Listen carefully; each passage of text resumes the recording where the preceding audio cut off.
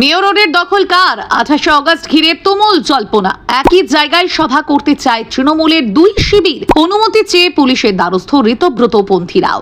আদালতের দরজায় কালীঘাট শিবির। কেন?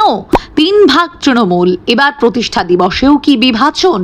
28 অগস্ট মেয়র রোডে কি হতে চলেছে সবার নজর। তৃণমূল ছাত্র পরিষদের প্রতিষ্ঠা দিবসকে কেন্দ্র করে ফের প্রকাশ্যে চলে এলো তৃণমূলের অভ্যন্তরীণ বিভাজন।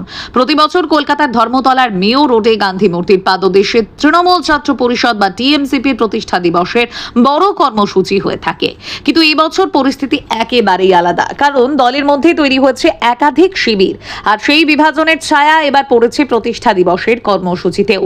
আগামী 28 অগস্ট টিএমসিপির প্রতিষ্ঠা দিবস। সেই দিন মেয়র রোডে সমাবেশ করতেছে কালীঘাট শিবিরের পাশাপাশি ঋতব্রতপন্থী শিবিরও পুলিশের কাছে অনুমতি চেয়েছে বলে জানা যাচ্ছে।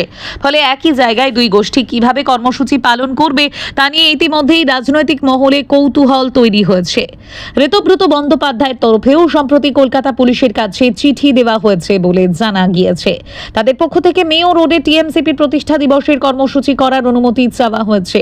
অর্থাৎ এত বছর যে জায়গায় তৃণমূল ছাত্র পরিষদের প্রতিষ্ঠা দিবস পালিত হয়ে এসেছে, এবার সেই একই জায়গা নিয়েই শুরু হয়েছে টানাপোড়েন।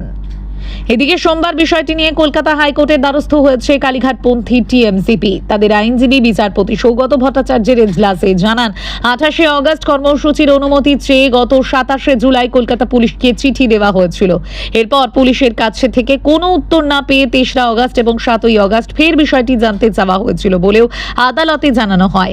কিন্তু তারপরেও পুলিশের তরফে কোনো সাড়া পাওয়া যায়নি বলে অভিযোগ। সেই কারণেই শেষ পর্যন্ত আদালতের দ্বারস্থ হতে হয়েছে বলে দাবি করেন কালীঘাট শিবিরের আইনজীবী। মামলাটি দ্রুত শুনানির জন্য আদালতের কাছে আবেদন জানানো হয়েছে, কারণ প্রতিষ্ঠা দিবসের আর বেশি সময় বাকি নেই। ফলে কর্মসূচির অনুমতি, স্থান এবং নিরাপত্তা নিয়ে দ্রুত সিদ্ধান্ত প্রয়োজন বলেই মনে করছে কালীঘাট শিবির। কেন এমন পরিস্থিতি তৈরি হলো? সাম্প্রতিক বিধানসভা নির্বাচনে তৃণমূলের ফলাফল খারাপ হওয়ার পর দলের অভ্যন্তরে বড়সড় ভাঙন তৈরি হয়েছে। ফলে রাজনৈতিক মহলের দাবি, তৃণমূলের মধ্যে একাধিক শিবির তৈরি হয়েছে। একটি অংশ এনসিপিআইতে যোগ দিয়েছে, আর একটি অংশ বিধানসভার বিরোধী দলনেতা ঋতব্রত বন্দ্যোপাধ্যায়ের নেতৃত্বাধীন শিবিরই রয়েছে।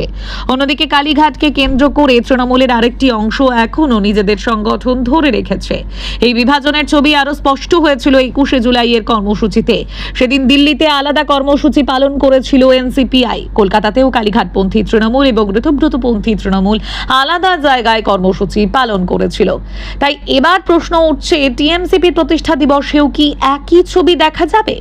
এত বছর ধরে 28 অগস্টের দিন মেয়র রোডে গান্ধী মূর্তির পাদদেশে টিএমসিপির প্রতিষ্ঠা দিবসের মূল অনুষ্ঠান হয়ে এসেছে। কালীঘাট শিবিরের দাবি, এবারও তারা সেই ঐতিহ্য বজায় রেখে একই জায়গায় কর্মসূচি করতে চায়। সেই কারণেই পুলিশের কাছে অনুমতি চেয়ে চিঠি দেওয়া হয়েছে। অন্যদিকে ঋতব্রত শিবিরও একই জায়গায় কর্মসূচি করার জন্য পুলিশের কাছে আবেদন করেছে বলে জানিয়েছেন তিনি নিজেই।